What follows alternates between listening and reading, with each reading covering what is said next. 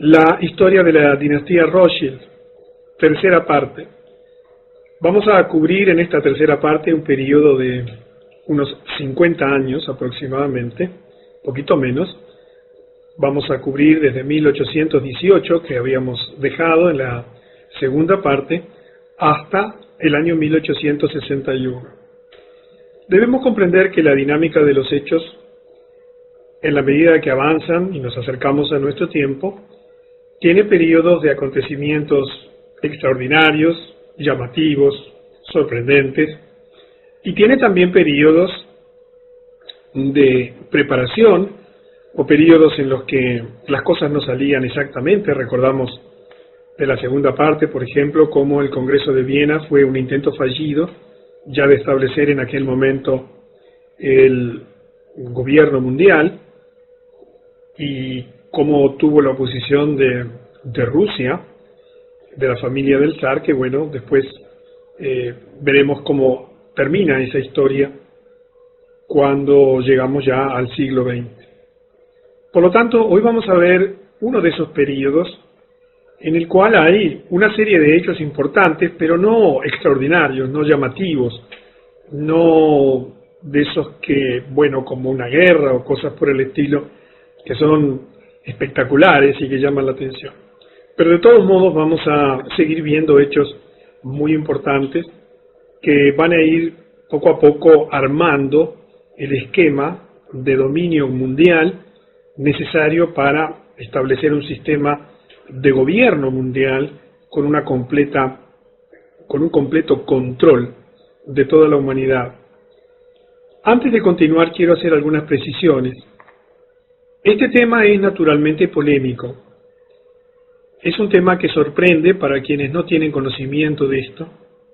Es un tema que puede afectar las creencias de muchas personas, porque en la medida que avancemos, inevitablemente tenemos que tocar instituciones de orden religioso, políticos, civiles, que pueden afectar o lesionar o, digamos, afectar, diríamos que es la palabra correcta, las creencias de quienes estamos aquí.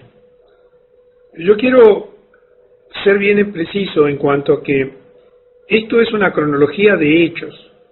Intento por todos los medios a mi alcance evitar adjetivar, calificar, evitar mi subjetividad, y trato de ser lo más fiel posible a la cronología de los hechos, describiéndolos en sí mismos tal como ocurrieron, cuando los hechos no están totalmente probados o cuando son controvertidos, también lo aclaro.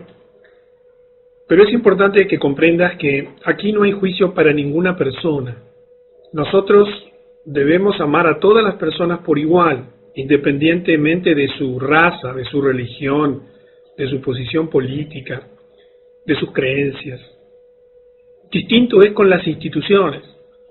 Las instituciones albergan dentro de ellas personas buenas y personas malas, pero las instituciones sí tienen un dogma, sí tienen una filosofía, sí tienen estatutos, sí tienen documentos que las rigen, y ellas sí pueden ser objetos de crítica o de rechazo. Digo esto porque la mayor parte de las personas que me escriben, casi en su totalidad, agradecen, están felices de tener esta información.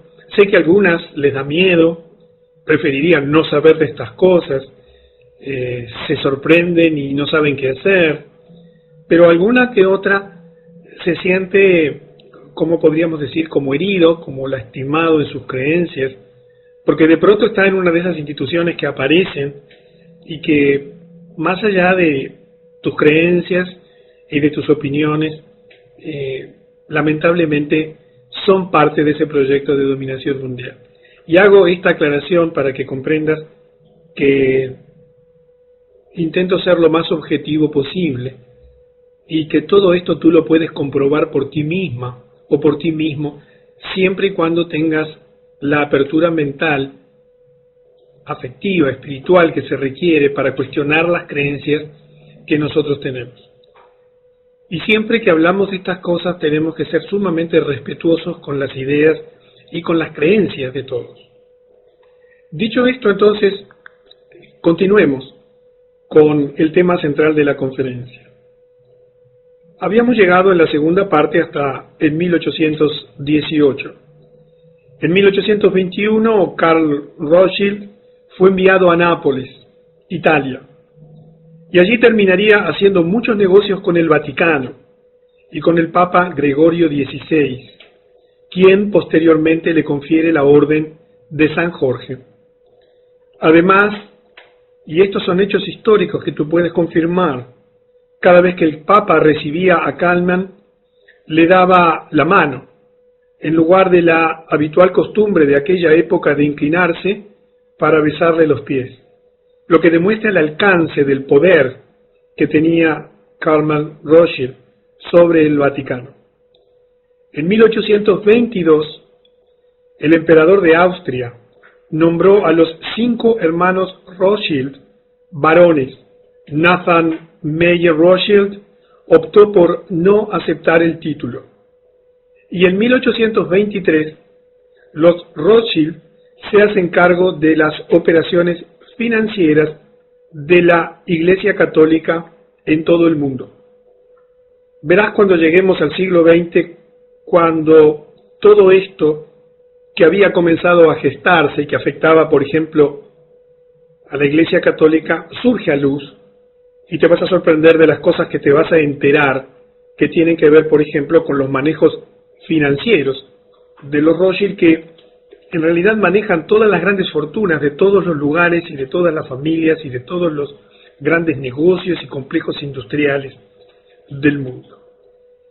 Pero sigamos adelante, porque en 1827 ocurre una presencia importante en la historia, en el desenvolvimiento de la historia mundial, que es la presencia de Sir Walter Scott. Él publica una obra maestra muy conocida, 9 volúmenes, sobre la vida de Napoleón. Y en el volumen 2, él afirma que la Revolución Francesa fue planeada por los Illuminati, Adam Weishaupt, y que fue financiada por los cambistas de Europa, los Rothschild. Observa la importancia de esta afirmación, que coincide perfectamente con lo que habíamos comentado anteriormente respecto de la Revolución Francesa, y fíjate qué diferente es la historia que nos han enseñado y te han enseñado en el liceo, en la escuela, cuando se habla de los orígenes y de las causas y del desenvolvimiento, por ejemplo, de la Revolución Francesa. Y ahora llegamos a un acontecimiento muy importante dentro de la historia de los Estados Unidos y del desenvolvimiento moderno de todo este tema de las finanzas en el mundo. En 1832, el presidente Andrew Jackson, el 7º presidente electo de los Estados Unidos, que actuó como tal desde 1829 hasta 1837, dirige la campaña para su segundo mandato en el cargo bajo el lema Jackson y ningún banco. Esto es en referencia a su plan de tomar el control del sistema del dinero americano para beneficiar al pueblo estadounidense y no para la especulación de los Rothschild. Si tú tienes un billete de $20, la imagen que aparece modernamente allí es justamente la imagen del presidente Jackson, que fue uno de los pocos presidentes a quienes se intentó asesinar, y que en todos ellos hay un hilo conductor común, y es el intentar apartarse del manejo financiero que hacían los Rothschild de las finanzas y de la moneda de los Estados Unidos. Es interesante que apenas un año más tarde, en 1833, el presidente Andrew Jackson comienza la eliminación de los depósitos del gobierno, que en ese momento estaban depositados en el segundo banco de los Estados Unidos, que recuerda que era el Banco Central de los Estados Unidos, al cual se le había dado una segunda concesión. La primera había caducado allá en 1811 y que estaba controlado por los Rothschild. Y en su lugar ordena depositar todos los fondos públicos en bancos dirigidos por banqueros demócratas. Obviamente esto generó una respuesta inmediata de los Rothschild. Se dice que los Rothschild entraron en pánico, haciendo lo que mejor sabían hacer, contrayendo la oferta monetaria para causar una depresión financiera. El presidente Jackson, conociéndolos, más tarde declararía: ustedes son una cueva de víboras y ladrones, y tengo la intención de derrotarlos completamente, y por el Dios eterno los voy a expulsar.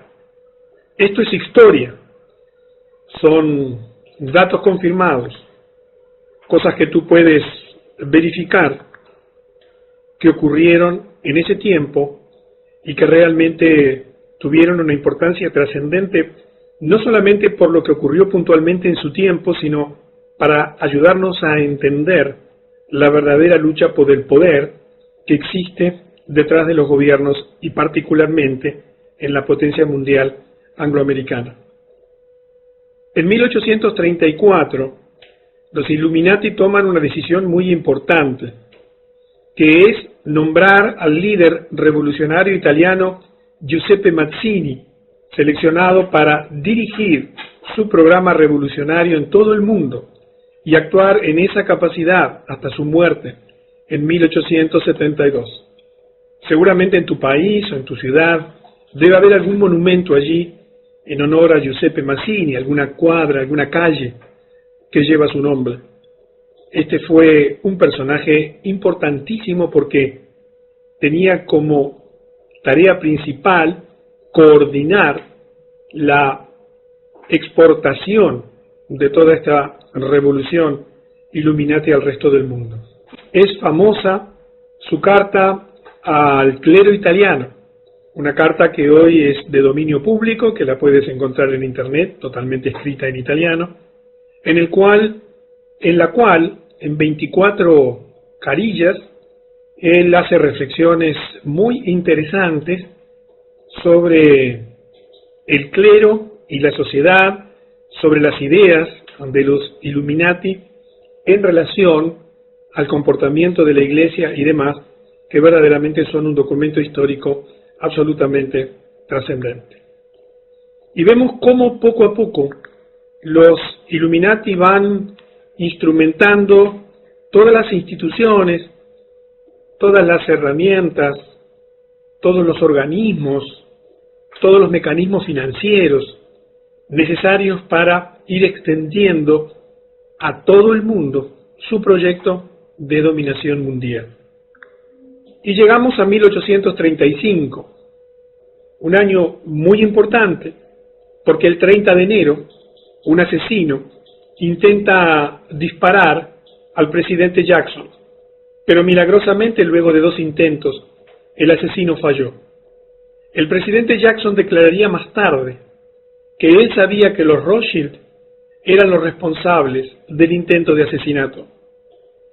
El asesino, Richard Lawrence, que fue declarado no culpable por razón de locura, más tarde se jactaría que los poderosos de Europa lo habían contratado y prometido protegerlo si era capturado.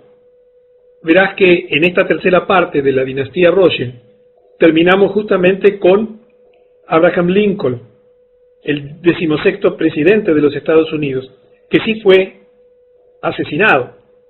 Verás en conferencias futuras que John F. Kennedy, que también fue asesinado, tenían los tres, a pesar de que Jackson falló el intento de asesinato, raíces comunes: la determinación de la emisión de la propia moneda de los Estados Unidos por parte del gobierno.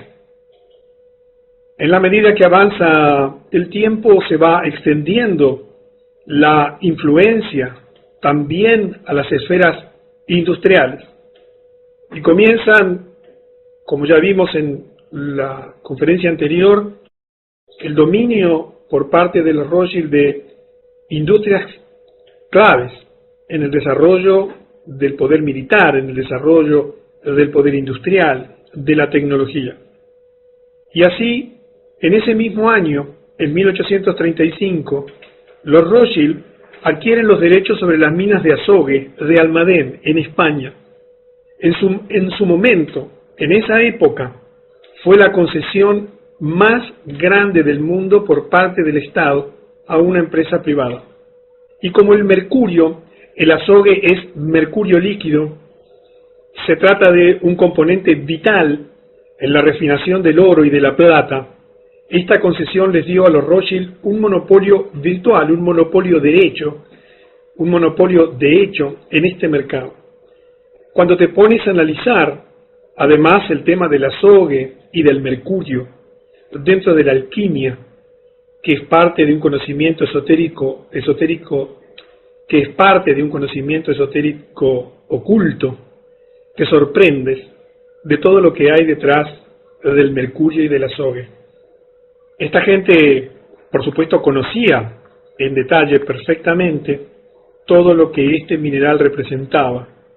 Por otra parte, fue el primero de los planetas que se denominó con un nombre mitológico. Y la historia continúa. Aparece otro personaje muy importante. En 1836, después de sus años de lucha contra los Rothschild y su Banco Central en los Estados Unidos, el presidente Andrew Jackson consigue finalmente expulsar a los Rothschild del Banco Central de los Estados Unidos cuando se les niega la renovación de la concesión que se le había otorgado años antes para el segundo banco. Allí comienza un periodo similar a lo que ocurrió en 1812 cuando el fracaso en el Congreso de Viena. Los Rothschild ya querían tener el control total de la emisión de la moneda en los Estados Unidos y demoraron varios años, hasta 1913, cuando fueron capaces finalmente de crear su tercer banco central en los Estados Unidos, la Reserva Federal, que continúa hasta nuestros días. Pero es interesante que en la medida que iban avanzando en su estrategia, frente a cada fracaso aprendían y tomaban acciones y decisiones para no volver a fracasar. Y de ese modo, para garantizar que no se cometerían nuevos errores en el futuro, esta vez pusieron una línea de sangre directa a Jacob Schiff a cargo del proyecto de volver a tomar el control del Banco Central de los Estados Unidos. En ese año muere Nathan Meyer Rothschild y el control de su banco, Rothschild y Sons, Rothschild e hijos, se transmite a su hermano menor, James Meyer Rothschild. Entre los años 1837 y 1841 ocurrieron algunos hechos también significativos. Por ejemplo, en 1837 los Rothschild enviaron a uno de los suyos, a August Belmont, a los Estados Unidos para salvar sus intereses bancarios, derrotados transitoriamente por el presidente Andrew Jackson. En 1840, los Rothschild se convirtieron en los corredores de oro para el Banco de Inglaterra y además instalaron agencias en el extranjero, particularmente en California y en Australia. Y en 1841, el presidente John Tyler, el 10º presidente de los Estados Unidos, que presidió ese país entre 1841 y 1845, vetó la ley para renovar la concesión para el Banco de los Estados Unidos solicitada por los Rothschild. Se dice, y la historia aparentemente así lo prueba, que recibió cientos de cartas en las que se amenazaba con asesinarlo. Y esto es una constante en la historia de los Estados Unidos, esa sórdida lucha por detrás del poder. Porque en realidad, como recuerdas, uno de los Rothschild había declarado: denme el control de la emisión de la moneda de un país y no me importa qué marioneta de turno sea elegida para gobernar. Y el avance en el dominio de la industria y de los conglomerados industriales principales que generan la gran riqueza del mundo continúa. Así, en 1844, Salomon Rothschild compra United Coal Mines, las minas de carbón unidas, de Victovice, y la compañía austrohúngaro Blast Furnace Company, compañía de hornos de alta fundición, que lo llevarían a constituirse en uno de los 10 principales conglomerados industriales. Cuando tengas el panorama completo hasta nuestro tiempo, verás cómo detrás de todo esto hay un plan. Hay un plan que busca el control financiero, que busca el endeudamiento generalizado de todos los países, de todas las sociedades, de todas las familias, de todas las empresas. Pero hay también un plan militar de financiar ejércitos y armamentos. Pero hay también un plan industrial de apoderarse de todos los sectores básicos y principales en la producción de energía, en la producción de tecnología de última generación. Verás también planes comerciales para apropiarse de la riqueza de todo el mundo, dominando las actividades comerciales de mayor influencia. Verás también planes en relación a la salud de la población, a través de los sistemas de salud del mundo entero, coordinados y dominados desde los centros de poder, modernamente a través de las Naciones Unidas y de la Organización Mundial de la Salud. Planes relativos a la alimentación, controlando absolutamente la producción de alimentos en todo el mundo y concentrándolas, y te vas a sorprender de las cosas que están ocurriendo en este momento. Te digo esto como un resumen para que entiendas que poco a poco se fue elaborando y perfeccionando el plan.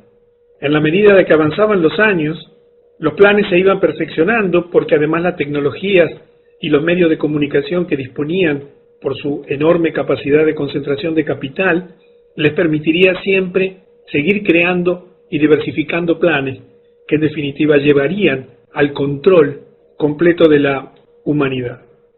Y aparece otro personaje muy importante en la historia, que es una personalidad muy conocida, Benjamín Disraeli.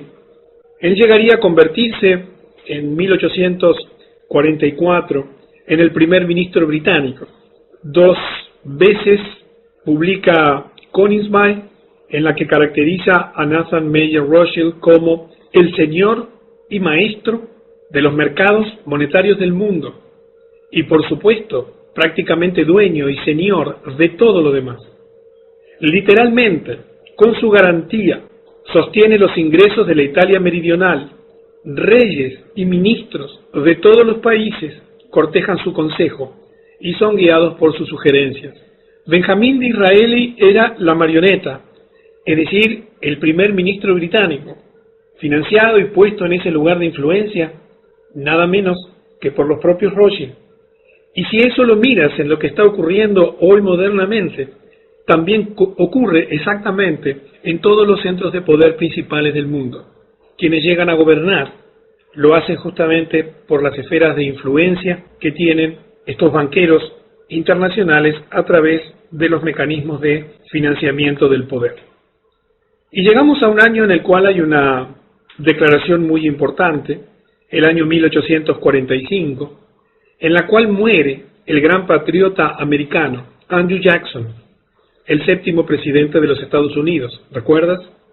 Antes de su muerte, se le pregunta cuál consideraba su mayor logro como presidente. Sin dudar, respondió: yo maté el banco. Y esto era en referencia al hecho de que había marginado al segundo banco de los Estados Unidos en 1836. Los hechos cobran sentido y el rompecabezas comienza a armarse cuando te permites avanzar en el tiempo y comienzas a interrelacionar las cosas, porque allí es que la verdad que se ha intentado ocultar a lo largo de los siglos surge a luz en forma absolutamente evidente. En 1845 también, Jacob Meyer Rothschild, quien ya se había casado con su sobrina, recuerda las costumbres de mantenerse dentro de la línea sanguínea, casándose entre primos hermanos, con su sobrina Betty, la hija de Salomón Rothschild. Este hombre Jacob, ahora conocido como el barón James de Rothschild, gana el contrato para construir la primera línea de ferrocarril más importante del país, continuando con la extensión de su imperio económico. Se le llamaba el Chemin de Fer del Norte, el Camino de Hierro del Norte, y corrió inicialmente entre París y Valenciennes, para luego unirse a la red ferroviaria de Austria, construida por su hermano y padre de su esposa, Salomón. Y en la medida que la tecnología avanza también el dominio de esa tecnología por parte de los Rothschild y las inversiones cuantiosas en todos los sectores generadores de dinero a escala global. En Inglaterra la influencia, ya la sabemos, muy importante desde siempre. En 1847, Lionel de Rothschild, ahora casado con la hija de su tío, Kalman Rothschild, es elegido como parlamentario por la ciudad de Londres, y allí tienes una imagen que ilustra el momento que ingresa para el juramento de rigor. Pero en ese momento de la historia había un problema para este hombre Lionel Rothschild. Él era judío y en ese momento era de rigor un juramento basado en la fe cristiana para acceder al escaño en el Parlamento. Lionel de Rothschild se negó a hacerlo debido a que era judío, y su escaño en el Parlamento quedó vacío sin que nadie lo ocupase durante 11 años, hasta que nuevos tipos de juramentos fueron permitidos. Sin duda que él debe haber sido un representante de incalculable valor para su electorado, por el hecho de que nunca pudo votar un solo proyecto de ley, porque no pudo entrar en el Parlamento, y sin embargo se las arregló para mantener su escaño parlamentario durante 11 años sin ejercerlo. Estamos hablando de la primera potencia mundial en aquel momento, un parlamentario que no podía ejercer su mandato y que sin embargo conservaba el cargo. Y ahora llegamos a un año también muy importante para la historia de la humanidad, que fue 1848. Allí, en ese año, Karl Marx publica el Manifiesto Comunista, Das Kapital. Y es interesante que al mismo tiempo que él trabajaba en esta publicación, Karl Ritter, en la Universidad de Frankfurt, estaba escribiendo la antítesis que serviría como base para Nietzsche, el nietzscheanismo. Ritter fue un hombre muy interesante.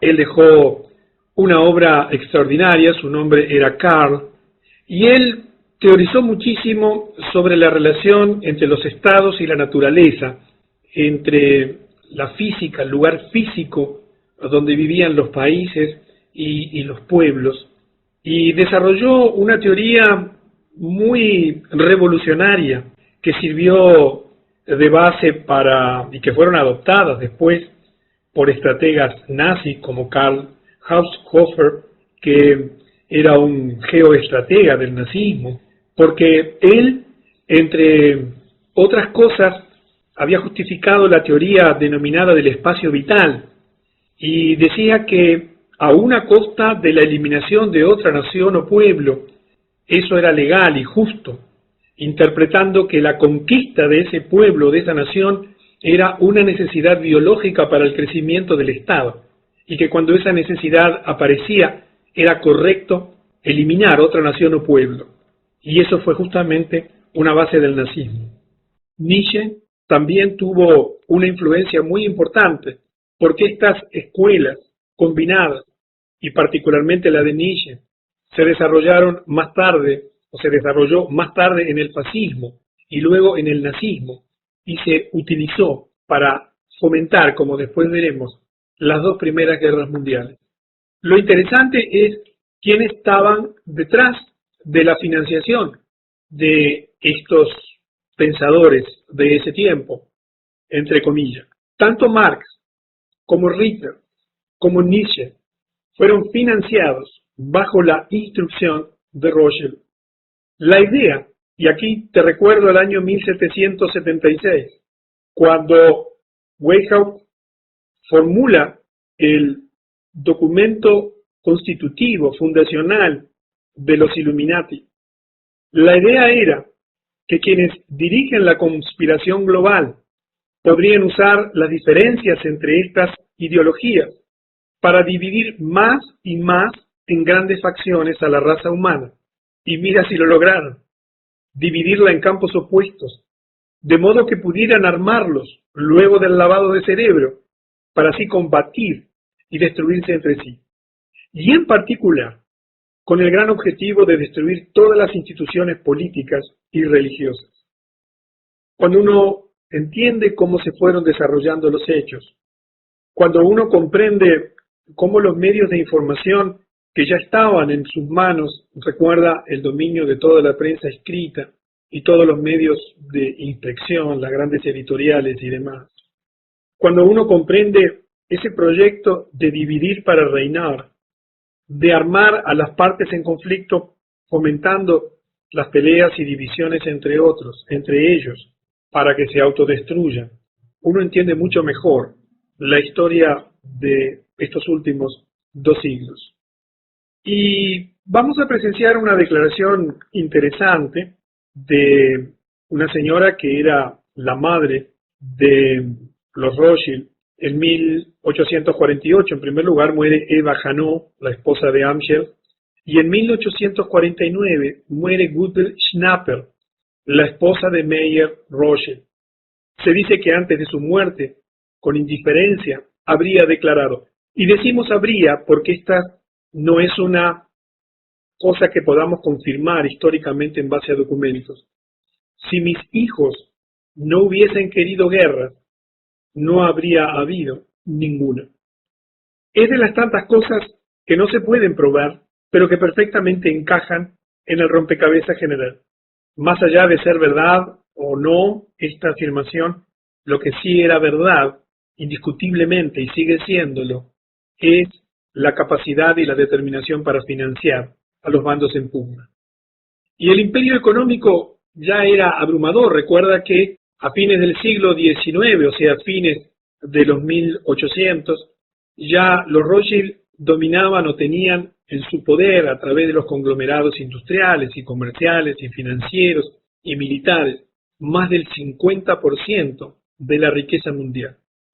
Y comienza una costumbre que se extendió hasta nuestro tiempo, la construcción de grandes mansiones, denominadas casas solariegas, pequeños castillos.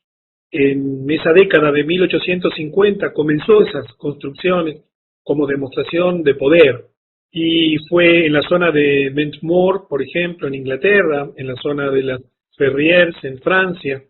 Aquí tenemos un ejemplo de un pequeño castillo, el Waddesdon Manor, propiedad de uno de los Rothschild, que hoy fue donado por parte de los Rothschild al gobierno inglés en el sur de Inglaterra, pero que es administrado por la familia Rothschild.